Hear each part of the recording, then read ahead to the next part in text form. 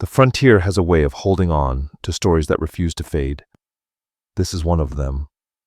A tale of love that endured even when mercy vanished from the land born of dust, silence, and memory. It belongs to a man named Knox and to the woman who once dared the world to love him, Ada Flynn. The desert never forgets broken vows, nor the hearts left waiting in its heat. 3 years had passed since Knox last saw his home. 3 long years since the sound of bugles and rifle fire pulled him away from the valley where his life had once meant something more than survival. He rode alone now, worn leather beneath him. A rifle riding his back, the murmur of old battles, echoing in his thoughts. War had carved its signature into him, not only across scarred flesh, but into the pauses between each breath. To the army he had been useful for what he was, half Apache, half white, a man belonging nowhere. To officers he was a tool, a tracker, a scout, a guide through hostile ground. To his own people he was a traitor who had ridden with the enemy. And to himself he was simply a man searching for enough peace to justify coming home. The trail twisted through land, understood only by wind and memory. Dry washes murmuring cottonwoods mesquite, drifting on the evening air. Knox rode with the patience of someone who had learned that the frontier offers no mercy, only endurance and time. Beyond the hills waited the valley of his youth, the only place that had ever felt like home. In his mind he could already see it, the small cabin near the creek, unchanged in memory, if nowhere else. Ada's laughter seemed to ride the breeze, the warmth in her eyes vivid, as the day she spoke his name. She had been 19 when she chose him, slight in frame, fierce in spirit, defying every warning, every whisper. A white woman marrying an Apache man had been scandal to many, but to them it had been salvation. Together they built a life no one believed would last.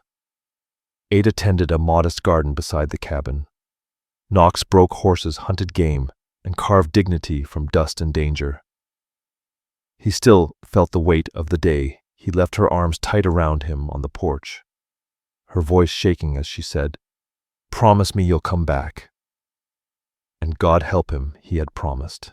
Now as the sun bled red across the ridgelines, Knox rode back into that same valley, older hardened, but still carrying her name in the quiet corners of his soul. The creek appeared first silver beneath the falling light, threading through grass like a ribbon of memory. Then the cabin came into view. At first hope lifted in his chest. It still stood framed by the same cottonwoods where he once tied his horse. But with every step closer that hope hollowed into pain. The roof sagged. Shutters hung loose. The fence that once guarded her garden lay broken, swallowed by weeds. The hearth that once breathed warmth sat cold and gray. There was no laughter, no light. Only a silence so deep it felt unanswered. Knox dismounted slowly, boots crunching against dry earth, and pushed the door open. Inside, the air smelled of years of dust. The table was bare. The quilt Ada had stitched was gone. Nothing remained but shadows. Heavy with what once was, Knox stood there, unable to move. He had survived war, but this emptiness struck deeper than any bullet. He had imagined her waiting, her smile, her tears, her arms closing around him again. Instead, there were only echoes. He stepped back outside and stared toward the horizon. The world had moved on. Maybe she had no choice but to do the same. At the creek he knelt and let cold water run through his hands. It hadn't changed, the same ripples, the same stones smoothed by time. The water moved forward just as life had carried her away from him. He sat there in silence as dusk deepened and the first stars flickered awake. Ada had been more than his wife. She had been proof that he belonged to something greater than war. Then came a voice, quiet, unexpected. A man leading mules along the road stopped and studied him with tired eyes. "You looking for someone?" Reed Lawson asked cautiously. Knox rose, his voice steady but weighted. "A woman, Ada Flynn." Reed frowned, glancing toward the abandoned cabin, before speaking words that cut clean and deep. "She's alive, but she ain't yours anymore." The sentence hung in the still air, final, merciless. Knox felt his breath seize. Alive. The word carried both blessing and ruin. She lived, but not with him.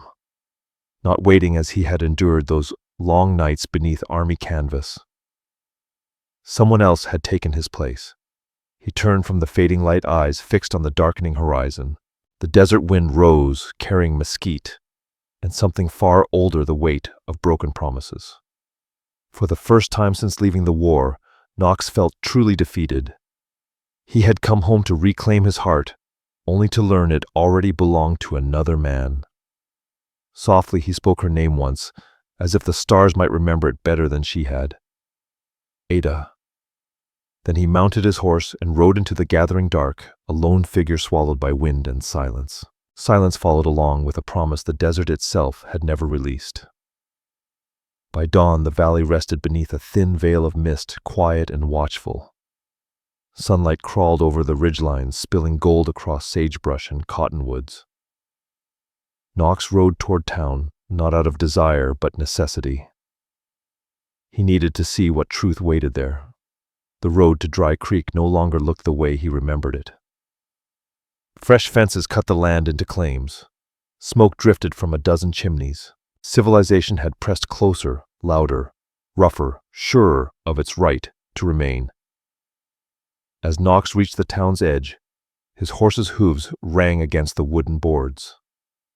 The sound carried, and with it came a hush. Men outside the saloon turned. Conversations died mid-sentence. Someone spat into the dirt. Another voice muttered, "Apache." Knox kept his eyes ahead. He had long grown used to the stairs, the blend of fear, curiosity, and quiet contempt. To the Dry Creek settlers that he was a shadow from the hills, a remnant of a world they wished erased. But he hadn't come for them. He passed the general store, the blacksmith's forge, the church bell tolling faint at the far end of the street. Everything familiar yet altered. Time had laid a new skin over it all. He felt like a ghost moving through the wreckage of his own life. Knox slowed near the dressmaker's shop, its windows edged with lace and sun-faded ribbons, and there, without warning, he saw her. Ada Flynn stood inside. For a long moment the world stopped. Light poured through the glass and wrapped her in gold. Her hair had lightened, touched with honey and a trace of silver at her temples. Her hands, still graceful, held a length of blue cloth against her chest as she spoke with Elsie Ward. She was older, yes, but more beautiful than memory had ever allowed. The kind of beauty earned through surviving what tried to break you. Beside her stood a tall, broad-shouldered man, steady and sure. His voice carried easily through the open door, low, calm. Silas Grant. The name burned through Knox like a brand. Once they had ridden side by side, breaking horses, sharing whiskey, laughing like brothers. Now that same man stood at Ada's side as if time itself had chosen him instead. Knox's gaze dropped. A small boy stood at Ada's skirts, no more than 3. He clutched a carved wooden horse, its paint worn thin at the edges. The child's laughter spilled into the sunlight, unguarded, pure. Then the boy turned. For an instant their eyes met through the glass. Dark eyes, almond-shaped, the color of river stone after rain. The same eyes Knox saw staring back at him. He froze. His hand tightened on the reins. He didn't breathe. He didn't need blood or proof to know what his heart already understood. The boy's hair was black as midnight. Bronze touched his skin. The tilt of his smile mirrored Knox's own. It was like seeing himself reborn, a reflection held up by time. Knox's throat closed. He looked away, dragging air into his lungs. Maybe coincidence, he told himself. Maybe the desert was playing its cruel tricks again. The kind it plays when a man wants something too deeply. But deep inside, where truth offers no mercy, he knew. That boy was his. A wagon rolled past outside wheels, crunching over gravel, breaking the spell. Knox glanced back just in time to see Silas Grant lift the boy, Koa, onto his shoulders, the way a father does when pride outweighs pain. Ada laughed. The sound struck Knox like a blade turned slowly. It was the laugh he had carried through years of hunger and war. Her smile was warm, easy, the practiced smile of a woman who had learned how to live again. Knox gripped the brim of his hat and pulled it low, shadowing his face. The moment he had imagined for so long had come and undone him. Before the weight could steal his breath entirely, he turned and walked away. But the desert wind carried voices after him. The sound of her laughter, the boy calling out "Papa." Silas Grant's calm reply followed, low and steady. With every step Knox took away from that window, the weight in his chest grew heavier. He passed the saloon, the blacksmith's forge, the old well, the very place where he and Silas once traded stories and cheap whiskey. Everywhere he went, the town seemed to hum with a life that no longer belonged to him, a life that had continued without him. Knox rode out of town without turning back. The sun climbed higher, sharp and unforgiving, bleaching color from everything it touched. By the time the last buildings vanished behind the hills, he felt as though he had left part of himself behind in that dusty street, the part that still believed in promises. He reined in his horse near a stand of cottonwoods, the same trees that had once sheltered his boyhood. The air lay still, broken only by the soft rustle of leaves. Knox closed his eyes. He saw Ada Flynn's face again, the curve of her smile, the gentle tilt of her head, the quiet light that had never gone out in her eyes. He could almost hear her voice riding the wind. "Come back to me, Knox." And he had come back only to find she was gone, not to death, but to another life. The ache cut deep, yet beneath it something else stirred, something older, restless, coiled tight like thunder, building beyond the horizon. Love, or jealousy, or the cruel mixture of both that men like him were born to carry. Knox opened his eyes and stared toward the distance. The sun was sinking again, bleeding red across the ridgelines. Somewhere beyond that glow waited a truth he wasn't ready to face, but one he would never outrun. A man could ride away from war, but he could not ride away from his own blood. That night, as the stars returned one by one, Knox made a vow in silence. He would not confront her yet, not until he knew everything. The truth, the lies, and the story that lived between them. No matter how far he rode that evening, one image stayed burned behind his eyes. A small boy with dark eyes laughing in the sunlight beside the woman Knox had once called home. Memory was a strange thing. It didn't ask permission. It rose like smoke from a fire you believed long dead, faint at first, then choking, relentless. For Knox, the ride through the desert that night was filled not with the present, but with ghosts, and every ghost wore her face. He remembered the first time he saw Ada Flynn, 19 years old, barefoot on her father's ranch porch, her laughter rising above the rattle of the wind. She'd been hanging laundry when a sudden gust tore a white sheet free and sent it sailing toward him. He caught it before it touched the dust. Their hands brushed for the first time. She smiled, not shy, not coy, but with the fearless curiosity some people are simply born with. "Your gray hawk," she'd said, studying him. "The Apache horsebreaker." Knox had nodded, half ashamed, half proud. It had begun there, in quiet glances, lingering smiles, moments that stayed just a second too long. The town had noticed, of course. The Flynn girl, walking with an Apache. A shame, they said, a sin. They whispered it wherever she passed. But Ada had never cared much for the world's approval. Once standing beside the creek, she'd told him, "Let them talk. The world's never been kind to those who love beyond its walls." That night, beneath a sky stitched with stars and cottonwood branches swaying above them, they were married in the simplest way two souls could be, by whispered vows and firelight. No preacher, no witnesses, but the stars. And for a while, that was enough. They built the cabin together, timber rough beneath their hands, believing love alone could hold it upright. A stone hearth anchored the cabin, and beside it, a patch of worked earth where Ada Flynn coaxed beans and corn from stubborn soil along with wildflowers she refused to name. Knox hunted game and broke horses for nearby ranches. At dusk, he sometimes sang low Apache melodies, songs his mother once hummed by firelight. Ada would sit close, her head resting on his shoulder, listening as though those words belonged to her as well. Life was never easy, but it was theirs. And in the few short years they shared, they learned that love doesn't ask permission, only courage. Then the war came. The army called desperate for scouts who knew the land better than any map. Knox had sworn he would never fight another man's war. Yet he believed this one might be different. If he served, if he proved his worth, perhaps the world would stop seeing him as an enemy. Perhaps the peace he dreamed of for them could finally be earned. He told Ada he would go. She stood on the porch that day, her dress snapping in the wind, her eyes bright with fear and pride. "You can't fight their battles, Knox," she said. "You'll die in a war that was never yours." "If I stay, they'll never stop coming," he answered. "If I fight, maybe they'll listen." He believed it. He believed courage could change hearts. He would learn it wasn't always enough. The day he left, she pressed her hand to his chest and whispered, "Promise me you'll come back."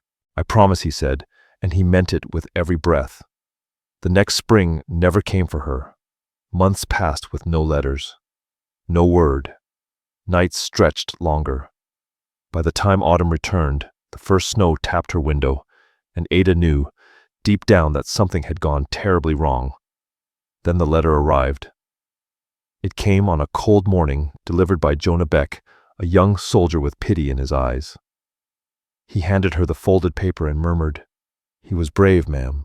They say he fell near the San Carlos line." Her hands shook as she read, "Private Knox Greyhawk fell in service to the United States Army." The words were neat. The impact was not. The world went silent. She buried his knife by the creek and wore black for a year. Grief weighed heavier when carried alone, and the town did nothing to lighten it. Whispers followed her through the street. They called her the Apache's widow. Some pitied her. Most turned away.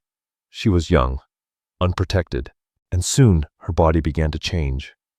By late winter, she felt the first flutter of life inside her, his life. The same world that judged her love now condemned her survival. That winter was cruel. The garden failed early. Snow found every crack in the roof. Her hands split from cold and labor. Hunger became familiar. The baby would come in spring, but Ada wasn't sure she would live to see it. That was when Silas Grant returned, Knox's friend, the man who once shared whiskey and campfire laughter with him. Silas had been driving cattle when the news of Knox's death reached the valley. When he came back and saw Ada alone, worn thin, near breaking something in him, refused to let her fade. He brought flour, fixed the roof, split wood without being asked. He never spoke of pity, only showed up. When the time came, he stayed through the labor, fetching water, holding her hand as she cried out. And when the baby's first thin cry filled the cabin, Ada looked into the child's dark eyes and whispered his father's name, Knox. Silas looked away, then giving her space to grieve. But he never left. He helped her bury fear beneath daily work, mending, planting, tending. And when the whispers cut too sharp, he offered marriage, not from desire, but to shield her from the town's cruelty. She refused at first. The world gave her no choice. A widow with a half Apache child would not survive another winter alone, so she said yes. Their marriage was quiet, no vows of love, no dreams of forever. Only survival. Something small grew out of gratitude. Silas Grant never asked for more than Ada could offer, and Ada Flynn never gave him less than kindness. Yet at night, when she sat by the fire with her son sleeping against her chest, her thoughts always drifted to the man the world insisted was gone. Now, years later, that same man sat beneath the stars alive, unaware of how completely the world had buried his name. Knox thought of Ada's laughter, of the home they had built, of the promise he made beneath a dying sun. As darkness settled deeper around him, one truth rose above all others. The world had moved on, only his heart had not. By the time Knox returned to town, the sun stood high and merciless in a cloudless sky. He hadn't meant to see her again so soon. But fate rarely waited on a man's plans. The streets of Dry Creek were busy now, wagons rattling past men, shouting over lumber women, crossing the road with market baskets in their arms. Life, it seemed, went on easily, for those who had never lost it. Knox rode in quietly, hat pulled low, each movement careful. He felt eyes tracking him, whispers trailing behind like smoke. To the Dry Creek settlers, he remained what he had always been, an outsider, a reminder of a war they preferred to forget. He dismounted near the blacksmith's shop, meaning only to gather a few supplies before riding out again. But the world had other intentions. A sound reached him, familiar, unmistakable. Her voice, soft, lilting. He turned. There she was, Ada Flynn, standing in full sunlight, a bundle of mended clothes held in her arms. The wind teased her hair, the same hair he once brushed from her face, now tucked neatly beneath a bonnet.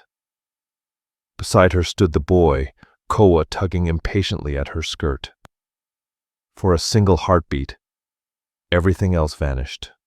The street, the noise, the heat.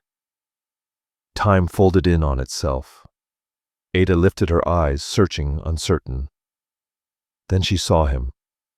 The color drained from her face. Her lips parted. Knox. The sound of his name from her mouth struck harder than any bullet. He took one slow step toward her, his heart pounding like a drum. Before another word could pass between them, a shadow crossed her path. Silas Grant stepped out from the blacksmith's doorway. Sleeves rolled, posture calm but firm. Koa ran to him without hesitation, clutching his leg. Knox froze. For a moment no one spoke. Then Silas's voice broke the silence, quiet, measured. Knox. Knox inclined his head slightly. Silas. The space between them tightened like drawn wire, years of brotherhood and betrayal, balanced on a single breath. At last, Knox spoke, his voice low and steady.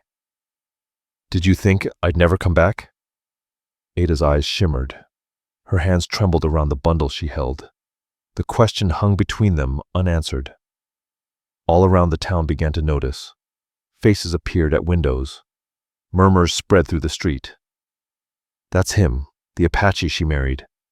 Thought he was dead. A white woman and her ghost." Judgment cut sharper than the sun. Ada's gaze flicked to the watching crowd, then back to Knox. Her lips trembled as if she meant to speak, but no words came. Only the raw, unguarded truth shining in her eyes. Grief. Guilt. And something far older, love that had never truly died. It had only gone quiet. Knox took another step forward, dust curling around his boots. "I came home," he said softly. "To you." Ada's breath caught. Silas Grant shifted, not with anger, but instinct, placing himself as a quiet shield between them. When he spoke, there was no fire in his voice, only authority laced with restraint. "Not here, Knox, not like this." His eyes swept the watching faces. He knew the town's cruelty as well as anyone. "Come to my place tonight. We'll talk like men should." The words hung between them both, invitation and warning. Knox studied him for a long moment. There was no hatred in Silas's eyes, only weariness, and the steady strength of a man who had carried burdens never meant to be his. In that look, Knox saw the truth he had fought against. Silas was not his enemy. He was the man who had kept Ada alive when the world turned its back. The ache in Knox's chest was nearly unbearable. Every instinct screamed to fight for truth, for the life taken from him. Yet even now, honor anchored him. He gave a single nod to the coming night. Then Ada's voice broke the silence, barely more than breath. "Knox, please." He turned to her, meeting her gaze fully for the first time. In her eyes he saw the years they had lost, and the years still unspoken. If the boy hadn't been there, If Silas hadn't stood beside her, he might have reached out, just once. But the boy was watching, his boy, and some truths were too heavy for innocence. Knox stepped back. His voice was rough but controlled. "You look well, Ada." Her lips trembled into a sad, uncertain smile. "You're alive," she whispered. "For now," he replied quietly. Then he turned away. As he walked down the street, the whispers followed. "The Apache's back. That poor woman. Trouble's coming." Knox didn't hear them. Every sound blurred into the pounding of his own heartbeat. Behind him, Ada pulled Koa close, holding him, as if to hide the truth written in his face. Silas's hand rested lightly on her shoulder, steadying her. The boy's small voice rose confused. "Mama." "Who was that man?" Ada knelt, brushing hair from his forehead, her voice shaking. "No one, sweetheart. Just an old friend." The words struck Knox like thunder. An old friend. He didn't turn back. He didn't let her see the pain that word carved into him. He mounted his horse and rode into the dust, every hoofbeat echoing a truth he refused to name aloud.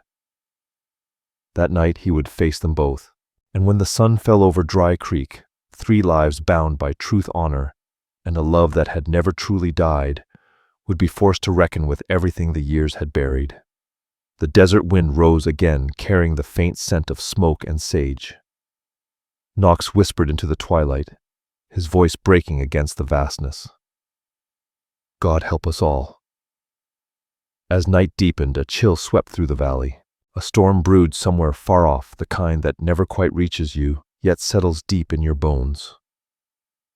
Knox rode in silence beneath the rising moon, the world hushed, save for a distant coyote and the steady rhythm of hooves on hard-packed earth. He followed the creek until a cabin's lights appeared ahead. Silas's cabin. For a moment he nearly turned back, but promises once made weigh more than fear. He had come this far to face the truth. The door stood slightly ajar, lamplight spilling through the cracks. Golden and unsteady, the light trembled as Knox stepped inside. The room carried the scent of wood smoke and fresh bread.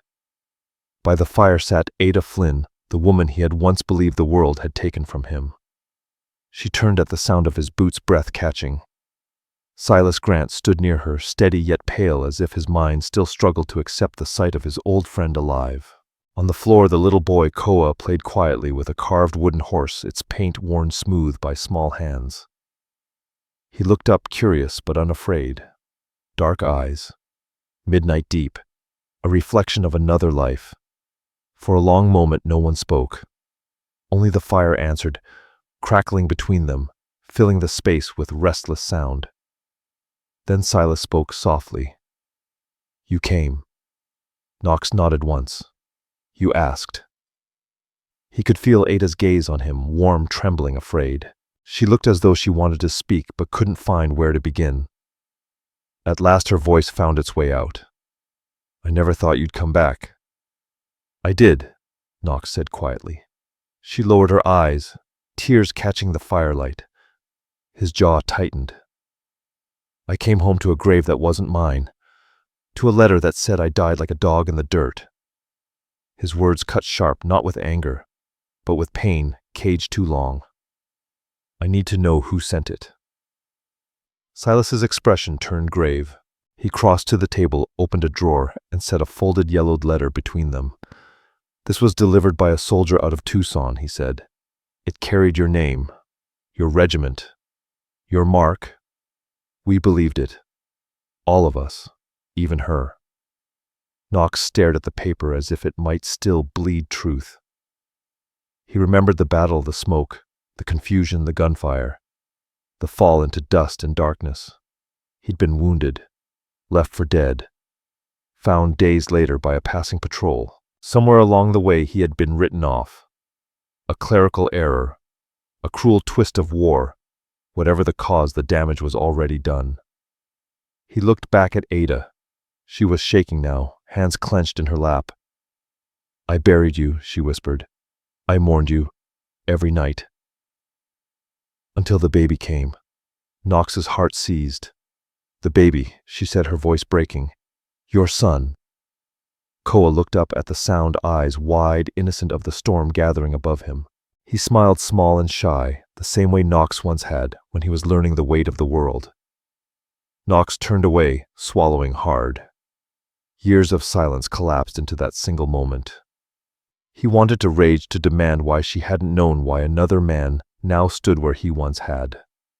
But when he looked at Silas, the man who had stood beside her through hunger, sickness, and shame, he found no enemy there, only quiet strength and a kind of love that asked for nothing. Silas's voice came low and steady. "She believed you were gone, Knox. We all did. I knew where her heart lived, and it wasn't with me. But a woman alone on this frontier dies faster than truth can catch up." He met Knox's eyes. "I gave her my name so she and the boy could live, so the world wouldn't tear them apart." There was no bitterness in his tone, no pride, only truth. Knox's eyes burned. He turned back to Ada, and the fury that had carried him this far softened into something heavier. "You did what you had to," he said quietly. She shook her head, tears falling freely now. "I did what the world forced me to do, but not a day passed that I didn't pray you'd walk through that door." The silence that followed held no blame, only the weight of years lost. Knox's gaze drifted to the boy. Koa, that was his name. He remembered hearing it once in the street. The child's small hands tightened around the wooden horse. The same horse Knox had carved long ago for Ada's hope chest. Slowly he knelt.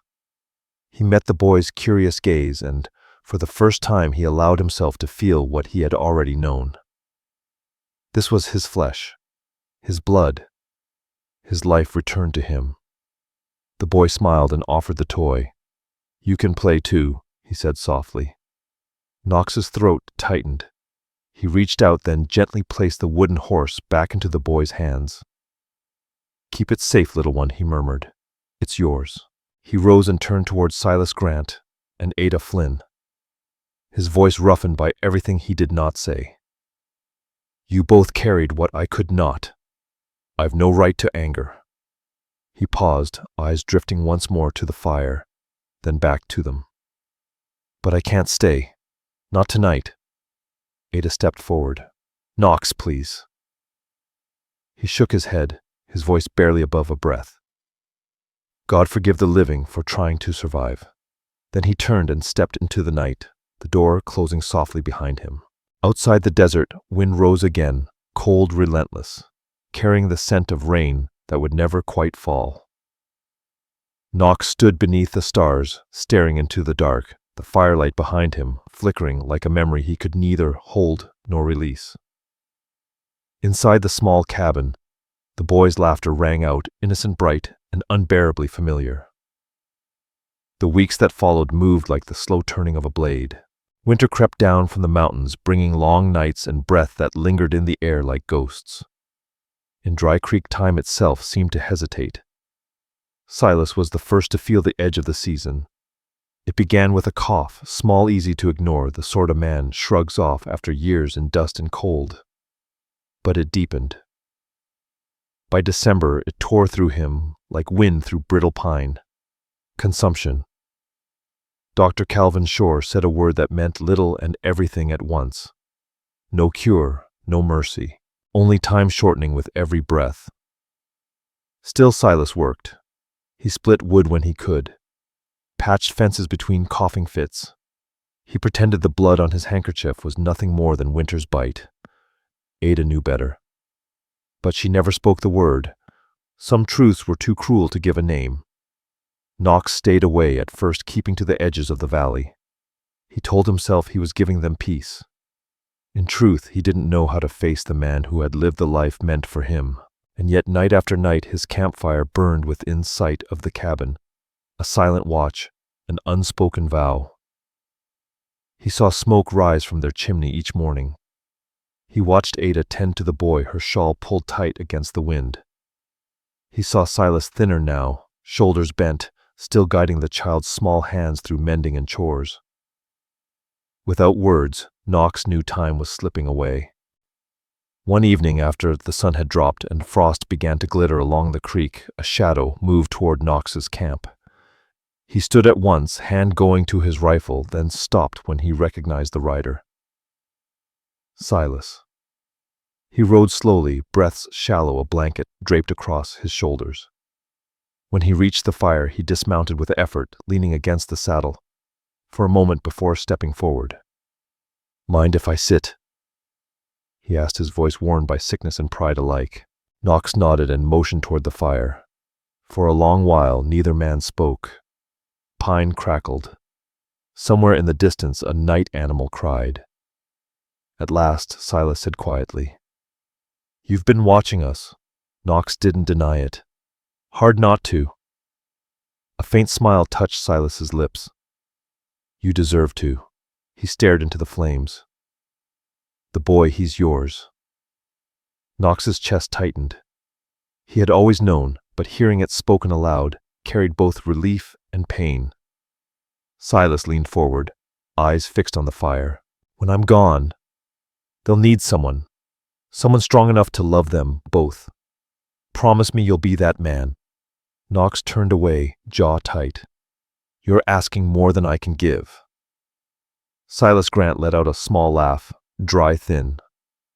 "No, my friend. I'm asking for what you already want." The words settled between them, heavy and unmistakable. Knox looked at him, then truly looked. The man who had once been his brother in arms sat before him, now worn hollow by sickness, yet lit by something greater than pride. Love, in its quietest form, the kind that gives and never takes.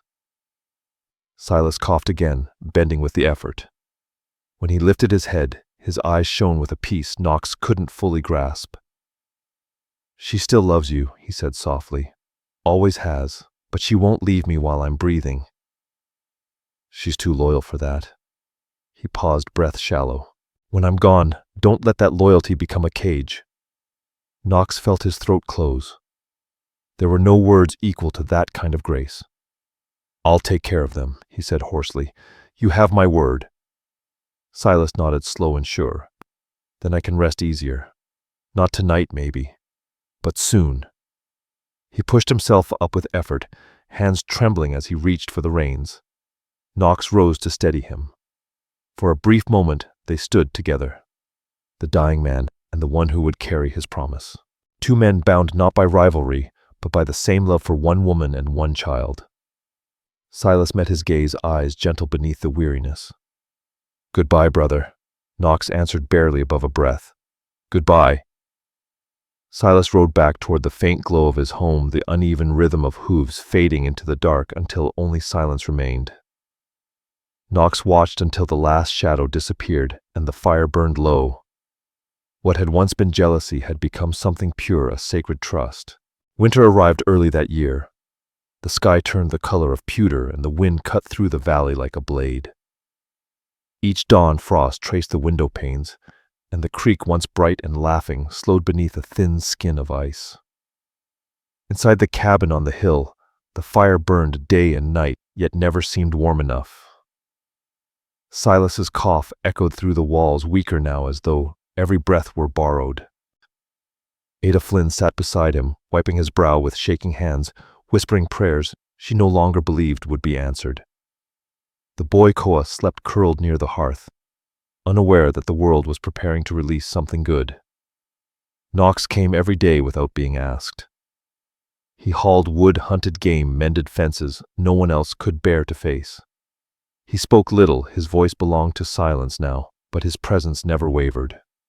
A steady anchor in the storm drawing near. He and Silas rarely spoke of what they both understood. Men like them didn't waste breath on death. Sometimes their eyes met across the firelight, and that was enough. Between them hung a simple truth. One man was leaving, the other was staying. When the first snow fell, the world went still. The mountains vanished into white, and the valley lay hushed beneath winter's breath. It was that morning that Silas Grant took his final breath. Ada woke before dawn to the sound of his struggle. She called his name, her voice breaking the words, dissolving like mist. Knox was already on the porch when she cried out. He ran to her side, cold biting into his hands as he reached for Silas's shoulders. The dying man's eyes fluttered open, and for a single moment peace crossed his face, the quiet peace of someone who knows the fight is finally done. He looked at Ada, then at Knox. "It's time," he whispered. Ada shook her head, tears streaming. "No, not yet." Silas's lips curved faintly. "You've carried me long enough." He reached for Knox's hand and held it with the strength only love and duty can summon. "Keep your promise," he murmured. "Take care of them." Knox's throat tightened around the words. He nodded once. "I will." Silas's gaze softened. "Good. Then I can rest." And with that, he was gone. They buried him that afternoon, on a rise overlooking the valley, where the cottonwoods leaned into the wind. The ground was frozen hard, and Knox's hands bled before the grave was deep enough to hold a man's peace. He didn't stop until it was finished. Beside him, Ada Flynn stood pale and still, the boy gripping her hand as the last of the earth was laid down. Ada knelt and set a single sprig of cedar on the mound, her voice shaking in the cold air. "He saved us when the world turned cruel." Knox bowed his head. "Then I'll honor him by keeping that promise alive." The wind moved through the trees, whispering like a benediction. In the weeks that followed, grief lived in the cabin like a shadow, present, patient, unspoken. Ada moved through her days in silence, her face drawn but steady. The boy grew quiet, his laughter replaced by long stretches of thought no child should carry. Knox stayed close. He worked the land hunted when the pantry ran thin, patched the roof as the snow began to loosen its grip. He didn't speak of Silas. He didn't press Ada for comfort she wasn't ready to receive. He simply stayed. Because love, he had learned, was sometimes nothing more than presence. Each night, the fire burned. And sometimes when the boy cried in his sleep, Knox hummed an old Apache lullaby, the same one his mother had sung to him. The child would settle curling into the sound as if it were something he had always known. Day by day the valley thawed. Snow slid from branches revealing green shoots beneath the frost. Slowly the boy's laughter returned, soft at first, then free. He followed Knox everywhere, small boots tracing the larger tracks ahead of him. He asked about horses, about hunting, about the strange songs his new friend sang when he thought no one was listening. And each time Knox answered, the boy drew closer, not from duty, but from trust. One evening, as the sun bled red behind the mountains, Ada called her son to her. She knelt beside him near the hearth, brushing hair from his forehead. Her voice trembled. "Sweetheart, do you know how much your papa loved you?" The boy nodded solemnly. "Yes, Mama." She hesitated, her eyes flicking to Knox, standing quietly by the door. "And do you know the man who's been teaching you to ride, the one who hums those songs?" The boy's eyes lit. "Knox." Ada smiled faintly, tears shining. "Yes. He's your father." The boy blinked, confusion giving way to wonder. Then without hesitation he ran to Knox and wrapped his small arms around him. "Papa," he said simply. The word broke something open inside Knox, not with pain, but with release. He knelt and held the child tight, his arms trembling with a joy too long denied. "Yes, son," he whispered. Ada watched tears streaming down her face, her heart lighter than it had been in years. In that quiet, sacred moment, the weight of grief began to lift. Winter had taken much, but what it left behind was stronger love, reborn not from passion or memory, but from survival, forgiveness, and the fragile grace of beginning again. Spring arrived early that year, as if the valley itself had grown tired of mourning. Snow slipped quietly from the hills, and the creek found its voice again, clear, bright, alive. Cottonwoods stirred with fresh green, and wildflowers pushed through soil once locked in frost. Knox and Ada Flynn worked side by side through those first gentle days of warmth. He repaired the fences. She set seeds into the earth. Sometimes they talked. Sometimes they didn't. Words were no longer required the way they once had been. Silence had become its own kind of prayer. The boy Koa ran through the grass, his laughter racing the wind. He was stronger now, steady on his feet, eyes lit with mischief. He followed Nox into the fields, learning the names of birds, the tracks of deer, the hidden places where the land still breathed, in time with the sky. At night, when the fire burned low, Ada would sit at the table with her hands wrapped around a cup of tea and watch them together. There was no guilt left in her heart, only gratitude. Life, she had learned, never promised perfection, only moments worth holding. They visited Silas Grant's grave, often not in sorrow, but in peace. Grass had grown thick over the mound, and wildflowers swayed with the mountain breeze. Ada would kneel, brush aside a fallen leaf, and speak softly to the wind. He saved us when the world turned cruel. We haven't forgotten. Knox always stood nearby, hat in hand, head bowed.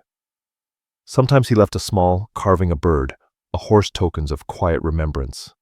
He rarely spoke there, but every action carried its own meaning, respect, loyalty, and a promise still kept. When they left, they always walked hand in hand, not as lovers weighed down by the past, but as two souls who had survived it. The valley, once heavy with sorrow, became home again. Knox built new corrals and taught Koa how to ride. Ada filled the cabin with warmth, music, laughter, the smell of fresh bread and wild sage. In the evenings, the three of them sat on the porch, watching the sun bleed red behind the mountains, crickets humming, cattle lowing softly in the distance. Peace had not come as a gift. It had been earned. Sometimes Ada would turn to Knox and smile. I used to think life had nothing left to give me but loss. He would look at her gently. Then she'd glance toward the boy chasing fireflies in the dusk. Now I believe in tomorrow again. Knox would take her hand, calloused, warm, and she would let it rest there steady and sure. No grand declarations, no promises spoken aloud, just belonging. The frontier was cruel to dreamers. It took more than it gave. But in its dust and silence, love learned how to endure. Ada had loved two men, one who saved her life and one who gave it meaning. Together they built a peace the world could not steal. The years ahead would not be easy. Life on the frontier never was. But there was laughter in the cabin again, and hope in the garden grown from their joined hands. The land remembered every sorrow that had crossed it, but it remembered this too.